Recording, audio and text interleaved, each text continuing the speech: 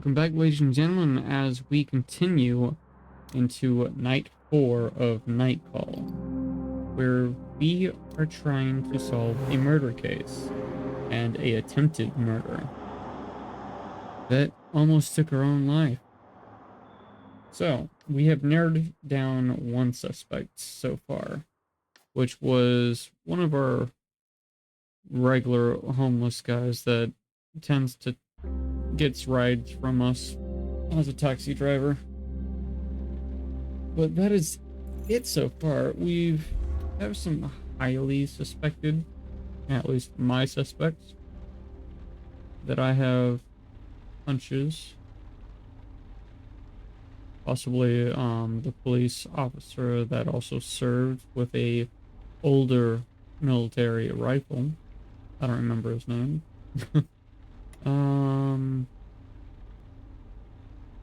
We need some cash and soon because we'll need some gas. So let's go and pick this guy up.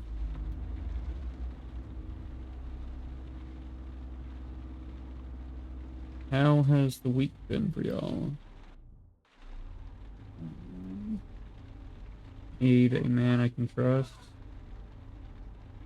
I mean, it's okay pay, I guess.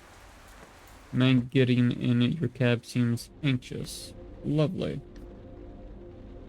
You've seen these steps before, late for meeting, late to catch a plane, late getting home. Sounds like you're having a rough time so far, sir. He gives you an address in the 15th arrondissement. Sorry, guys. If you can hear me messing with the mic, I'm trying to readjust it to get it closer to my mouth. Sure. Don't mind me. There we go. That better? Okay. You recognize him, a former deputy or a senator, something like that. He looks at you nervously in the mirror. He's upset about something. Everything all right, sir? Yes, fine, thank you. His eyes are watering. He runs a hand across his damp forehead. He's sweating a great deal for a winter night. He clears his throat. Excuse me, I was wondering. Yes? Do people ever leave things in your taxi? All the time.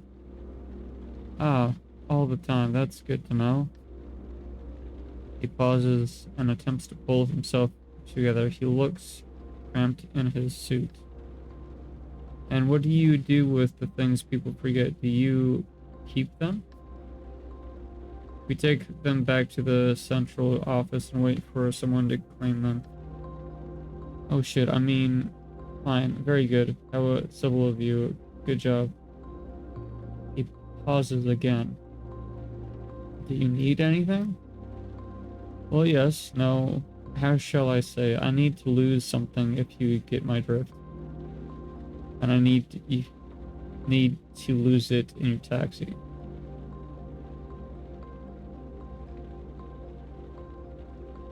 I don't understand why. Sorry, I owe you an explanation. I just got out of a meeting. It was awful. Signed to himself, he adds, awful.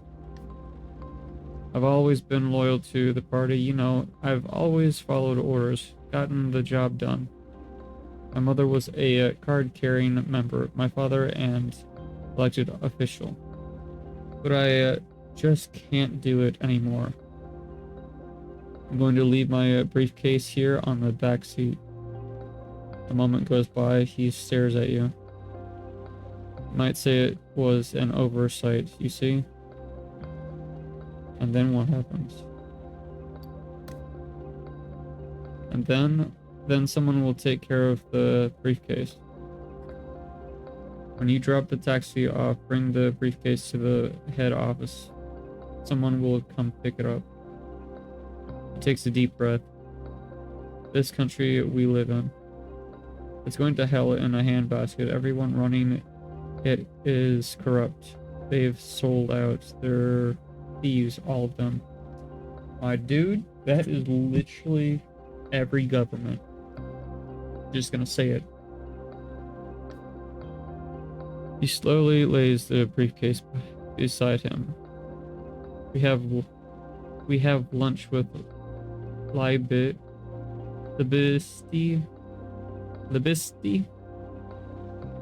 Dinner with bankers. We should burn everything and start over from scratch. Sometimes I dream we'll all get sick, be swept away by a political plague. The flu for suits. He pauses, exhales, shakes. I can't bear to see them spend 600 euros on a meal when they just decided to close a hospital that suddenly became too costly to maintain. That's so fucked, dude. 6 months ago, we refused to vote for a law that could have prevented the building in a canton from burning down. Do you remember? 6 months ago, we could have saved 75 people. He stumbles over the next words. The public housing minister, when we presented the bastard with a bill, he burst out laughing. As if the people living in those crumbling buildings were just pennies. Peons? I don't know. The passenger groans as if in pain and suddenly stops talking. What are you going to do now? What's in it for me? I mean, if we're going to take this, we kind of need to get something out of it. I run a business. Normally, I would just go ahead and say, all right, I'm down to do a good thing, but considering what this is, what's in it for me? He sighs. Listen, I'm not asking you to lie or kill someone, just to act as if you know nothing. I'll leave some money with the briefcase. It should be enough to compensate you. Silence. Stop the car. Act as if everything is normal. You park along the sidewalk. You suddenly notice your client smells terrible. Sour. Pungent, BO, almost unbearable. Pays his fare and slips you an extra bill. Your compensation. He gets out and walks away quickly without turning back. He opened the window to air the cab. Yeah, that's a lot better than what we had before. Alright, let's see here. Any suspects?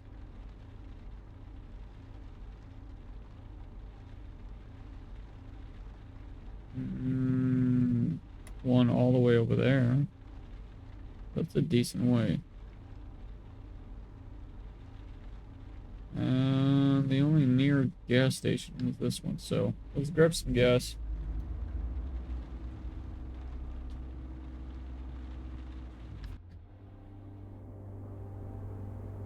Pull over and stop at the gas station. Not a soul in sight. The fluorescent lights irritate your eyes, and the smell of pee is wafting up from the space between the pumps. It's self-service here. You pay directly at the pump. The mini mart over there, it must sell newspapers. The person behind the counter must see and hear things. Might be worth asking a couple of questions. You get out of your taxi and are struck by this familiar feeling that you are the last person on Earth.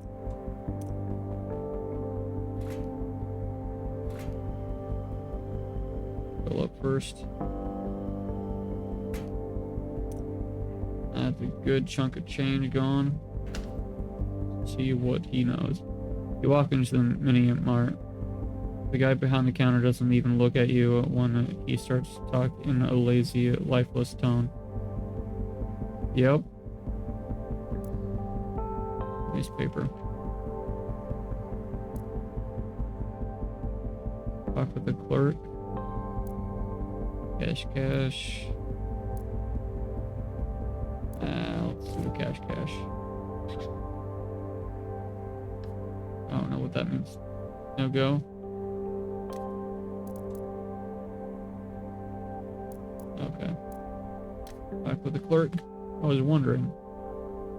You immediately bring up the serial killer. The cashier looks up, obviously excited by the topic. Okay. Please come back. So the clerk is still in the middle of his sentence when you leave the shop. Okay.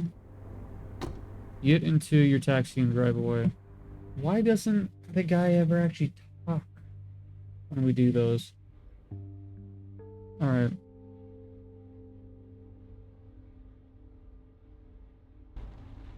Two suspects over there. Yeah, we got plenty of time. Let's go ahead and see what this guy's got going on. Oh, there's a suspect right there we could have done. I'll stick with my choice. And then we'll check out the newspaper. Oh. Decent pay. Mileage is worth it. Speaking of which, I've actually been doing Lyft a little bit more. Not as much as I said I was going to do, but I'm hoping, keyword hoping, to do some more Saturday nights again, because doing Spark has actually been really good lately because of the holidays. So might be getting some decent cash coming in for Christmas presents for the family. Speaking of which, what do y'all got planned for Christmas? Go ahead and accept.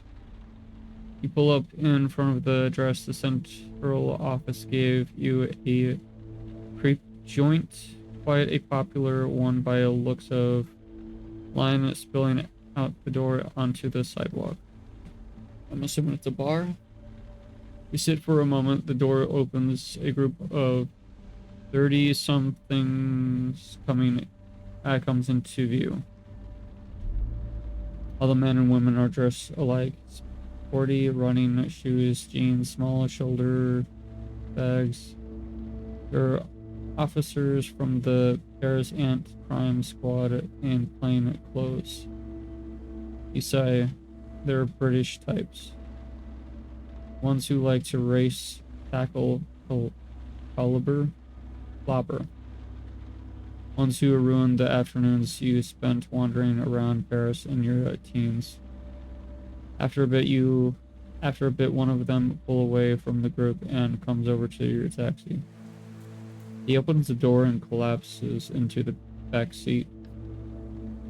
He is stocky and of Asian descent. You can see his muscles through his thick winter clothes.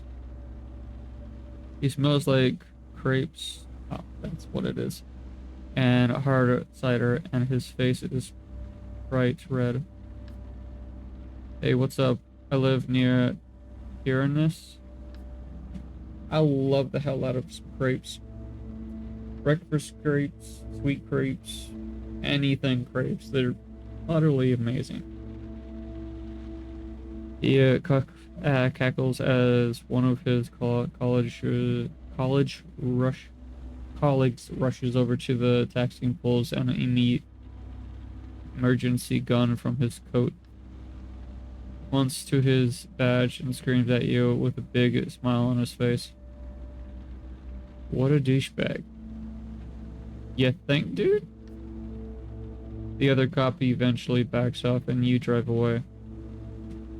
Sorry, man, we were having a going away party for a colleague and celebrating Christmas too.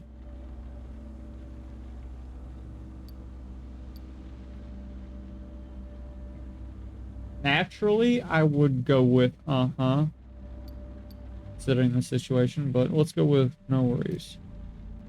Your passenger smiles and puts his fingers back on his temple.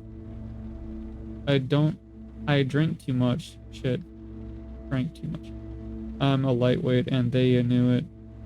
I think they were trying to loosen my tongue. His behavior changes abruptly like he's just seen a ghost. One question. Yes? Do taxi drivers have some sort of policy or ethic code? Yes, of course. He smiles. Perfect. Because I don't know who to talk to about this, and I don't know you look like a nice guy. He takes his hand in his head in his hands. Fucking shit. I've been lying to my colleagues for years. I joined the squad 8 years ago, and they all think I'm in a relationship with a woman who lives in Saresburg? No idea how to pronounce that. And that we're going to get married. It makes a strange yelping noise like an air bubble bursting on the surface of a river. As soon as they get too close to Saresburg, I start making up stories. We've always broken up 10 times. I convinced them we're trying to have a kid, but it hasn't worked yet. He sighs. Fuck, saying it out loud is just the worst. His eyes are getting shiny. I'm gay. A deep breath. I'm getting married in a few weeks, so to my boyfriend. Another breath, longer, deeper. No one at work knows, not a soul. The next sentence come out in a rush. He holds his breath the whole time. I like men. I've always liked men. But I work in a police station and listen to their comments, to their jokes all day long.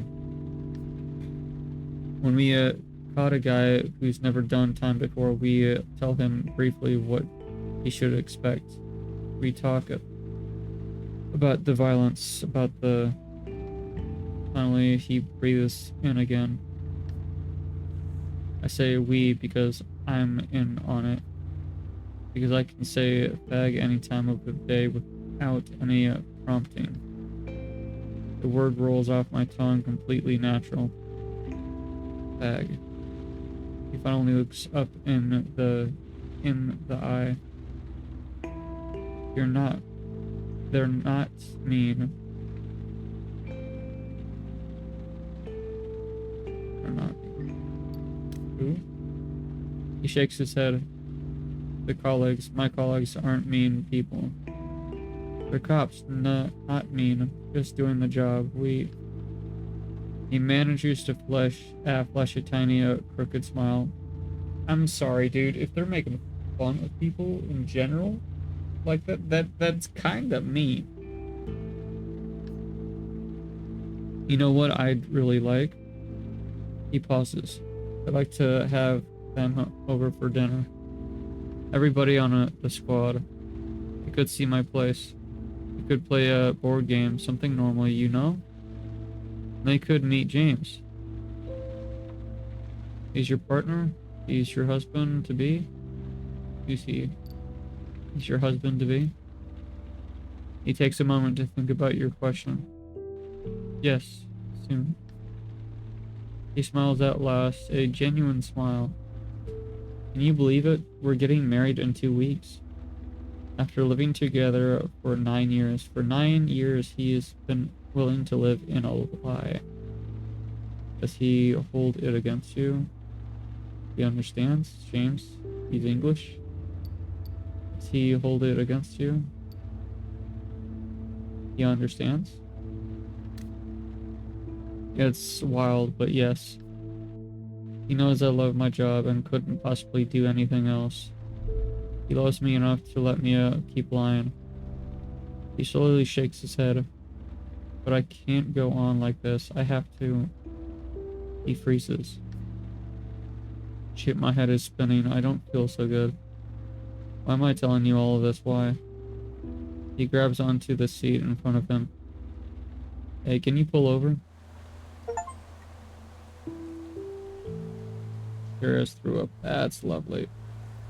He stopped immediately. He opens the door and leans the top half of his body out. He throws up. At least the guy has the decency to say, hey, can you pull over? And opens up the door and throws up. My passengers, I'm sorry if you're watching, but y'all don't know how to ask that when y'all are drunk. Please fix that. Because every single time y'all gotta throw up, it's either in my car or all over the side of my car. Please ask your drivers. Ask me if I'm your driver to pull over. Sorry, I had to go on a bit of a tangent for that. He opens your window to air out the greasy smell of fried grapes and the sour scent of cider. A moment later, the cop sits back up. Okay, I'm all set. I got it all out. You start driving again. I'm sorry, really. It's alright, as long as it's not in my taxi. Breathe. As long as it's not in my taxi. He snickers. I promise, I'll warn you if it might happen again. Yeah, again. At least this guy has got the common decency to actually tell you. Well, not so common anymore, I should say, considering nowadays people just don't give a rat's ass. You nod while your passengers moan and quietly says, I'm sorry. Don't worry. He pauses to catch his breath. Shit, I haven't beef a bar fed like that since last Easter. They made me drink this South African liquor, something with cream and cocoa. That just sounds... That does not sound like a grand time, especially eating grapes with it. Nasty. I can still picture it. It was doing shots while they shouted my name. Karate Kid. Wow. Karate Kid. Let him continue. Oh, it was a rough night. We just closed a case. He groans. You glance in the rear view mirror. You okay? Everything's spinning again. Can you pull over? A repeat of last time. He opens the door, leans his head out, his torso, his arms. The sound makes your stomach churn, so you stare straight ahead. Can I ask you a question? More puke on the sidewalk, a little inside the vehicle. God damn it, dude.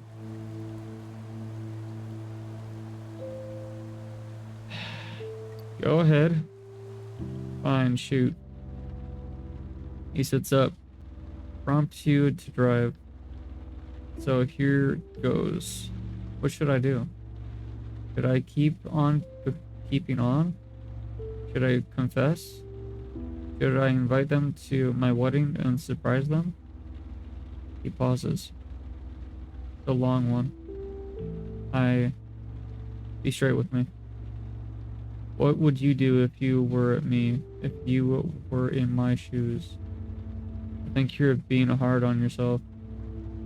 You're hurting yourself rather than trying to solve the problem. You're not going to change your sexual orientation or leave your husband. But there's aren't a ton of alternatives.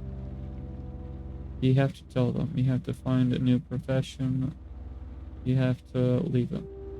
You gotta tell them, dude.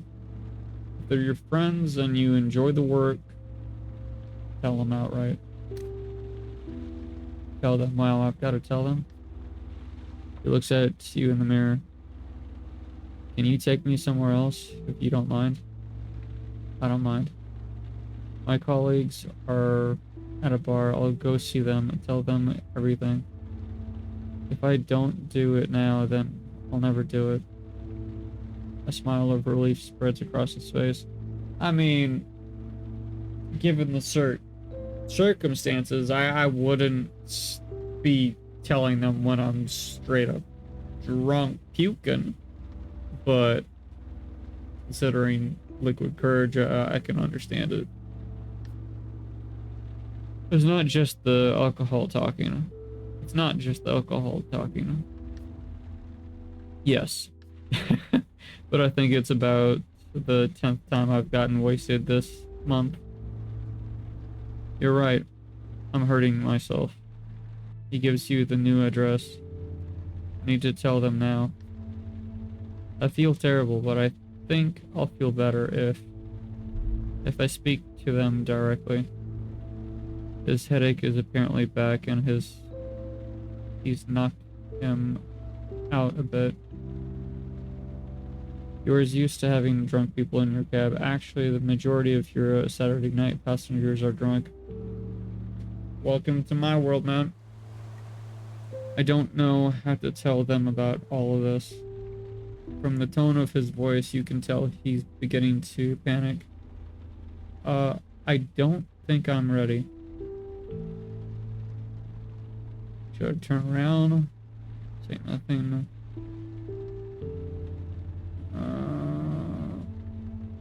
Should I turn around? Turn around. He scans your face, trying to figure out what you're thinking. You think that it's your decision. Good then. I want to go home. He sighs. It's not a good idea to talk to them when my blood alcohol level is so high. Fully agree. Thank you. The remainder of the ride is long. The remainder of the ride is long. You can see he's having trouble sitting still. Once or twice, you sense he's about to break and change his mind. Then nothing. He appears to calm down and remain completely still, lost in his own head. You keep an eye on the road. You have almost reached your destination. In the back seat, your passenger is almost asleep. You park in front of a small townhouse. There's a light on upstairs. He's still up? I'm going to talk to James. He looks at you. I don't really remember anything I said, but thanks. He chuckles. I hope this taxi ride wasn't just in my imagination. He pays and gets out of the taxi. You listen to his clumsy footsteps on the cobblestone. He climbs the few steps up to the door before he has time to find his keys. The door opens. Warm and soft light floods the street. You drive away. Pay was worth it. Tip not so much. Pay was worth it.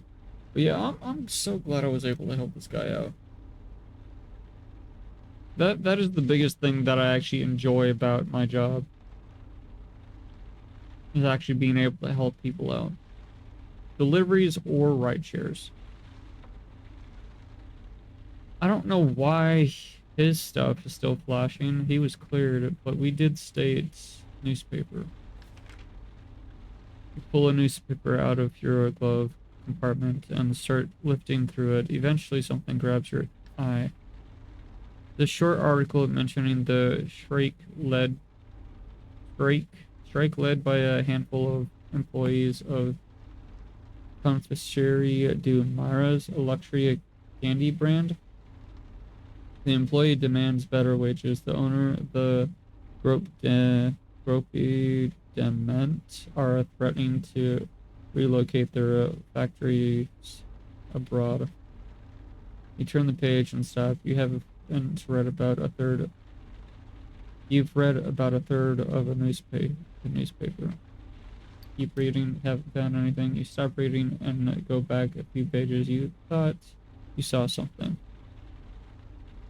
It's a lookbook warm citrici of La Perre. According to the citric, the problem is not with the food, but with the restaurant's marketing. When you spend your time chasing stars and honors, you forget what you opened a restaurant in the first place. The tone of the article is sad and bleak. You only have a third left to read. Keep reading. As soon as you get the page, you stop. You instinct tells you to look at your instincts. There's an article about the recent police leak incident. The rest retraced another data leak. 2 years ago, a bunch of confidential police documents were accidentally released. Documents about Ronan Basin, Charles Berrigan, and Simon Groditcher, the judge's first 3 victims. Intriguing. You shut the paper, I'll end up in the trash tonight. If you remember, it's there. Otherwise, it will spend the rest of the day in your glove compartment. Well, that's intriguing. So we basically practically have half the night. So let's go ahead and go to one of these. You notice a cat sitting on the roof of the car park. Like it didn't get to finish? What? Was it literally just a bloody cat? I didn't get a chance to actually look at it, but alright. Weird. Any suspects? Nope.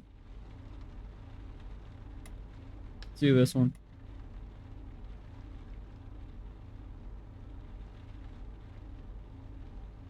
If not, we'll see if there's any suspects. Okay, so something has happened.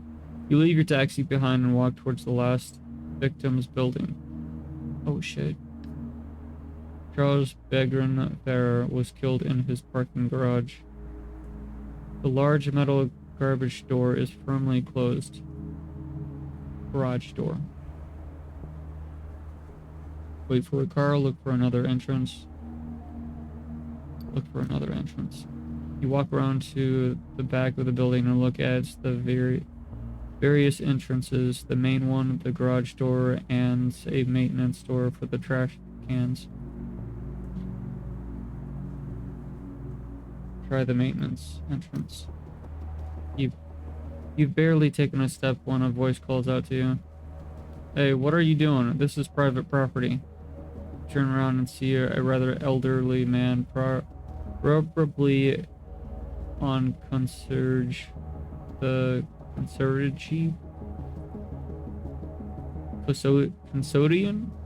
custodian. I don't know how to pronounce that, so I'm just gonna say the custodian. He shines his flashlight in your direction.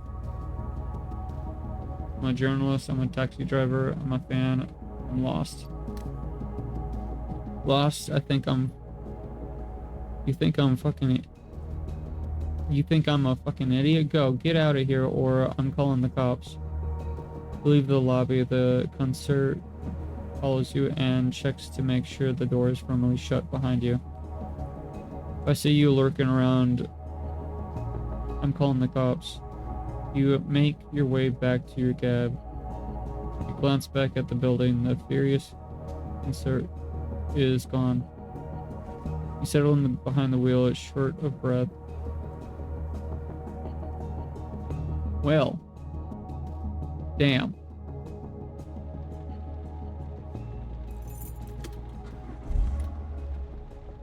All right.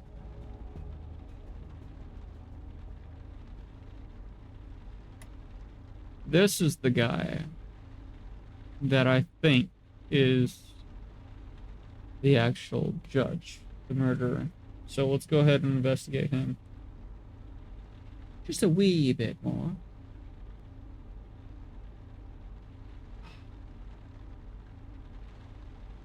because he's got old rifle. Well, he fits the description of a old military and old police force. St. Louis Hospital as usual. You recognize the next passenger getting in your cab, a cop, the detective. Your suspect. He has a tired look about him, and not just because it's early. His voice drags. The usual place. St. Louis Hospital, then. You start driving. You glance at your passenger, same expression, same clothes, same thing never changes. He looks grumpy, in a bad mood. He is holding a cigarette between his fingers and has almost broken it several times. Tough morning? He shrugs. No more than usual. His tone makes it clear there is no room for discussion. You let it drop. A bit further, construction workers are bustling about, tearing down a storefront. I'll say, are they finally taking that down? What was it before? When I first came to Paris, it was a thrift store. You could buy pants there for just a few francs. But for years, it's been a sex shop. One of the first in Paris, actually. I think they filmed some famous movie there. He sighs. That was all before the internet now. Online. Yeah, they probably going to put in a cell phone shop or one that sells electronic cigarettes. Go figure. He pauses. The passenger turns around. He's watching the buildings grow smaller as the taxi drives away. I'm surprised it's stayed open for so long. I mean, since the hostage situation, it must have attracted some shady fellas. The kind who like to jerk off where two cops got taken out. Two cops. One of your cases? Yes, though at the time I was only a measly lieutenant, just a snot-nosed kid. We got calls from the neighbors of a sex shop. They couldn't stand the noise anymore. Day and night, people going in and out. Most of the time they were quiet, but there was always noisy ones. And the booths weren't soundproof. After a few months, the woman upstairs knew all the films. There were some high society type there. The shop had a few films for gay people, for single women. The cream of the crop. His attention caught by something outside for a second. Okay, so anyway, one event, one of the neighbors takes his daddy's rifle from his wall mount and goes outside. Hold on, guys. I gotta get something to drink. Alrighty.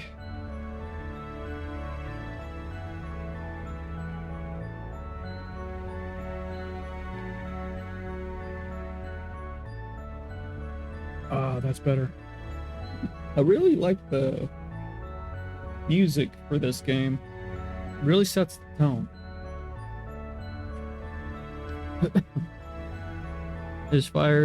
He fires a warning shot that breaks part of the front window, then goes in. The guy had bloodshot eyes and was foaming at the mouth. He demanded the owner close the shop immediately, said he wanted to sleep to cleanse the earth of these perverts. The fellow was basically having a psychotic episode in front of about 15 clients. He got there about 10 p.m. Evacuated the street, got the response team ready. And back then it wasn't like it is today, you know, with helmets and tiny cameras, those little flying whatchamacallits. drones? The passenger snips his finger. Yeah, that's it, drones. Yeah, so back then they didn't have any of that stuff. The plan was just to go in and take pot shots at everyone. My chief, great guy, taught me everything I know. Well, almost. He took the microphone and started talking to the hostage taker. He told him he needed to let the civilians go or someone would get hurt, and no one wants anyone to get hurt. The hostage taker said, "Okay, let me see. I'll free the woman first." He went back in. He got ready to put on our bulletproof vests, checked our weapons. It looked like we were getting ready for an old-style duel. What nobody knew was that there were two fellow cops inside already in the crowd. They were not interested in being released since the hostage situation started. They'd been trying to find a way to escape out the back. He snickers. They weren't ashamed to be there. They said to themselves that they could approach the hostage taker and tell him they'd infiltrated the building before the police officially got there. But the guy with the rifle was not a newbie. He was a Boy Scout, and his father had taught him how to fight. A dry laugh. His father fought the Nazis. He wanted to fight his hippies? Classic. He could see the two cops were a bit worked up, were speaking in hushed voices. He pulled one of them outside and decided to let him go. The policeman flounders. He asked the hostage taker to take one of the 4 women in the shop instead of him, but he won't have it. So there we were outside when all of a sudden out came Mitchell, the deputy chief of police. His shirt was untucked and he had his stupid look on his face. And then the guy behind me started to laugh. The hostage taker fired. First time in my life I saw a skull from the inside. Brains and blood strew all over the sidewalk. I tossed my cookies. I mean, hey, I'd only been on the force for 2 years. You understand? He sniffles. I wouldn't have wanted to change places with the guy behind me who was laughing. We never knew who it was. There were a lot of rumors. Even ones saying it was me. He is silent for a moment. But it wasn't. I don't know Mitchell, for his starters. Not well enough, anyway. He shrugs and falls silent. We let a few seconds go by. What about the other cop? How did it turn out? What about the other cop? The other cop? The one who was still in the sex shop. He attacked the hostage taker in the shop. Another rifle shot and... Well, our brother spent 6 weeks in intensive care before he croaked. As for the hostage taker, I think he must be out of jail by now. A real psycho, high on all sorts of pills. Not a pretty sight. They redid the sex shop after, and since then, anyone from the squad who came in always got a little discount.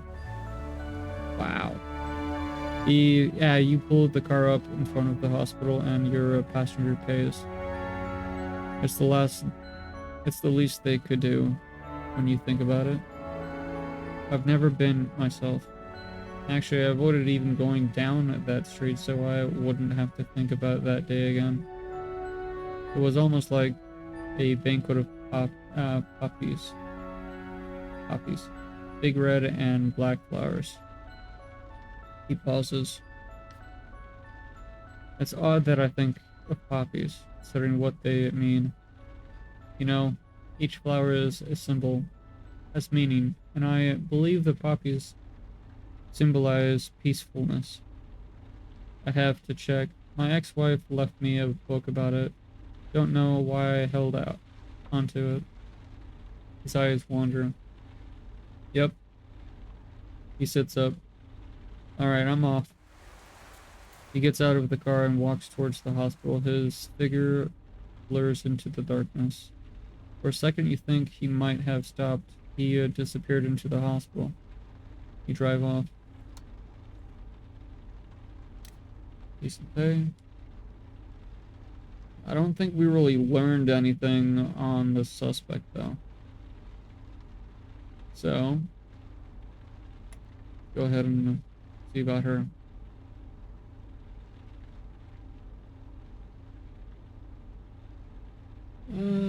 Decent distance, decent pay.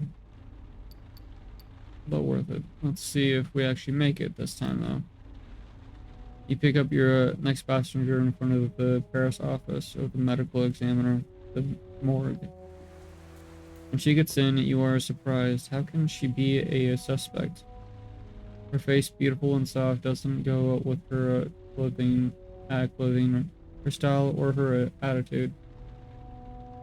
She gives you her address and you start driving. Her voice is dry, frank, and she has an English accent you have trouble determining. South American, maybe? She seems far away, lost in thought. A few seconds go by and she still hasn't taken so much as a look at you. Everything okay? She almost jumps out of her seat and looks like she wants to disappear. Yes, everything is fine. That accent again, the one you can't place. Where's your accent from? Long day. In a manner of speaking. Some days are harder than others. Some days take more out of you. They're more demanding than others. A sad smile runs across her face like a shooting star. A second goes by, slowly, very slowly. Then the maturity explodes. Maturity explodes, your passenger breaks down. Try to calm her down, let her cry. Between sobs, you hear her say something. Give me a minute, please. Without a word and without the slightest noise, you slow down. The road passes by slowly in no hurry. After a moment, she sits up. Can I ask you something? You nod. She takes a deep breath. This may seem like a ridiculous question, or at least a stupid one. Actually, it's completely stupid. You give her an encouraging smile. But I'd like you to hit on me. I'm sorry, what? She blushes and immediately follows up. I mean, not feel real, just to play. Like we're at a bar, like you want to buy me a drink. She shakes her head. Forget it. It's stupid. Totally stupid. Accept. Ask for clarification. Screw it. Accept. Sure.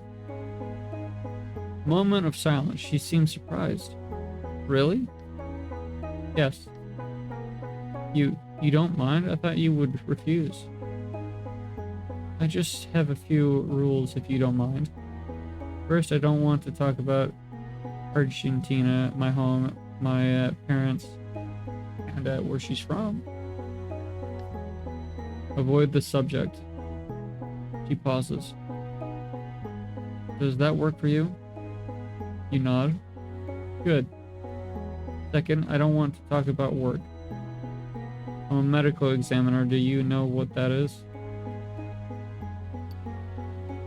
To get more clarification, let's say no. Good, I don't want to talk about it. Okay, never mind. That backfired. Let's start. If you're ready, you nod. You're in a bar. It's not very late. Not very late, but we're the only ones there. I'm alone at the bar, finishing a drink. I get up to leave. Silence. Please go ahead. Getting on a passenger, this is definitely a first. You get to find a good line, something that will set the tone. Bold line, straightforward line, romantic line, polite line. Polite. Excuse me. Yes? Her voice is softer, her accent stronger. May I join you? Of course. She sits up a little and points to the imaginary bar next to her. Buy me a drink? Of course. How about a little game? You look like the kind of guy who drinks cocktails. Something sweet. I could be wrong, but... And what about me? What is my kind of drink? She rolls the R on the last word. Something stiff, something sweet, something subtle, something strong. Something subtle. What do you mean?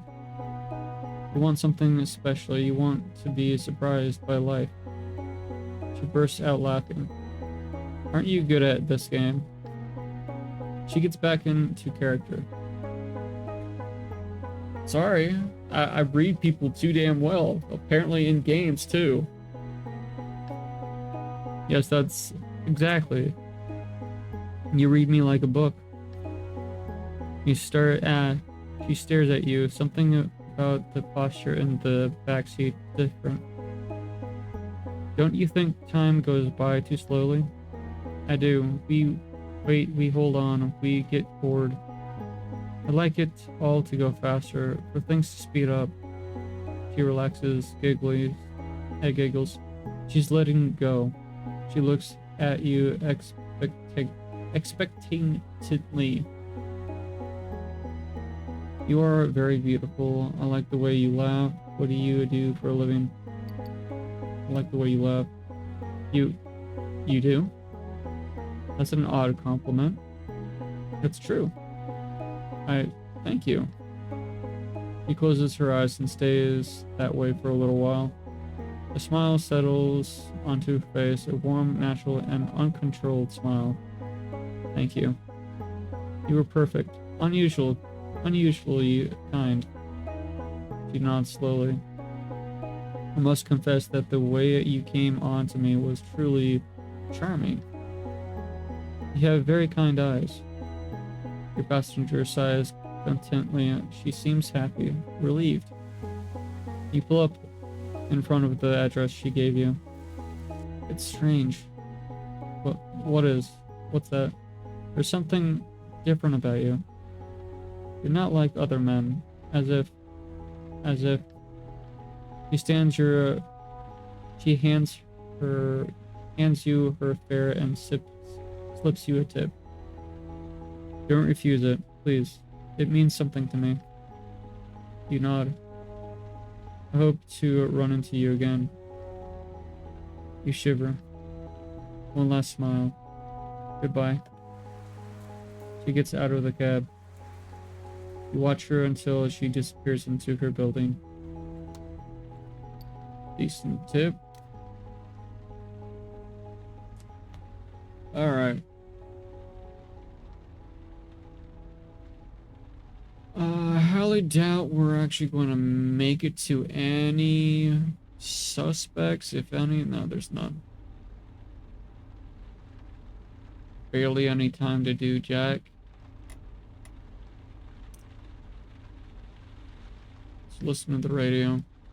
Your finger is poised in front of the car radio. You're trying to find something to listen to. It should be about sometime for top news tonight. One of those call-in shows.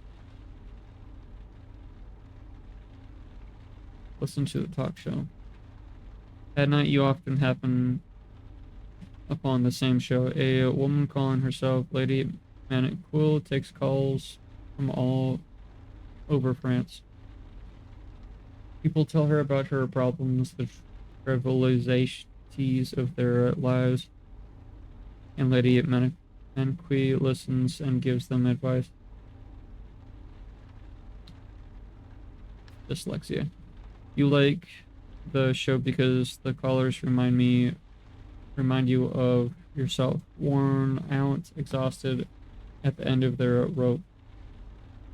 But especially because Lady Menqui is also trying to figure out who the killer is. He tuned into the show in the middle happening every time. The current caller has no doubt that all the judge's victims were wealthy.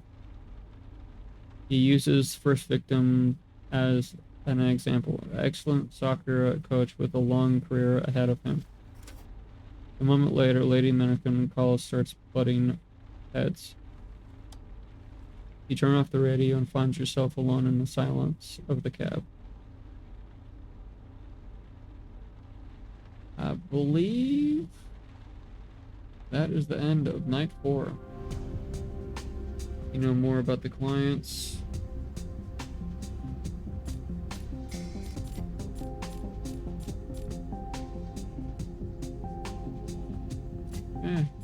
Got some kind of profit current balance.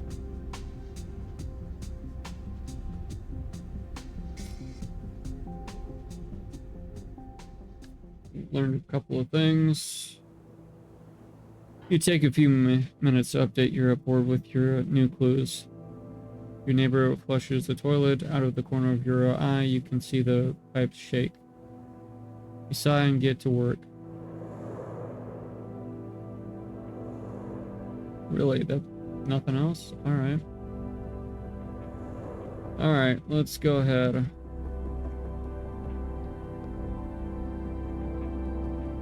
Figure out his shit. Weapon choice. I don't think it would be using an older one like him.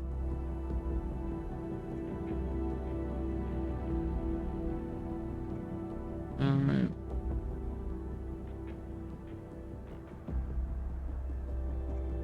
Message on crime scene. You deserve this. Killer wearing black clothes. No, there's not enough evidence pointing to him. Good amount of the evidence is pointing towards him so far.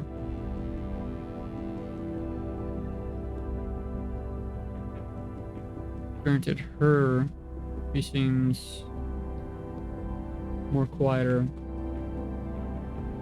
So maybe. Notice I have tortured prisoners. Victim callers just okay.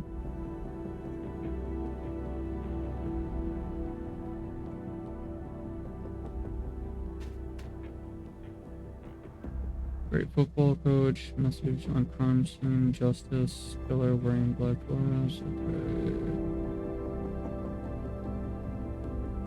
Was never arrested. I'm not seeing anything that would prove useful.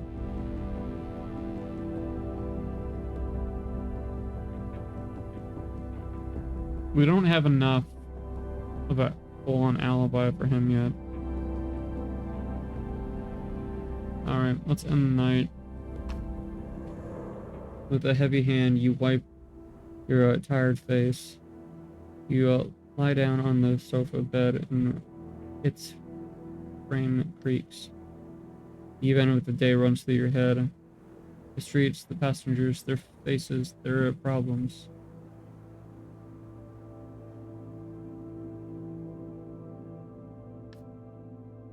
You open your eye, one eye. Someone flushes the toilet and you hear the pipes shake. One of them runs under your bed. You find the sound calming. You get up quickly. A few minutes later, you're outside of your studio for night 5. Alright. Let's see here.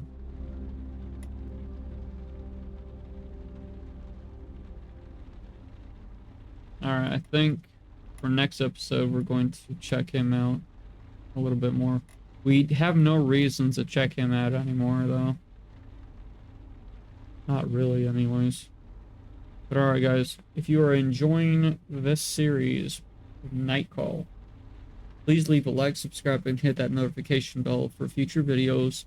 And or if you enjoy horror games, indie games in general, and darker stories for games. Alright, guys. Peace, and I'll see y'all in the next one.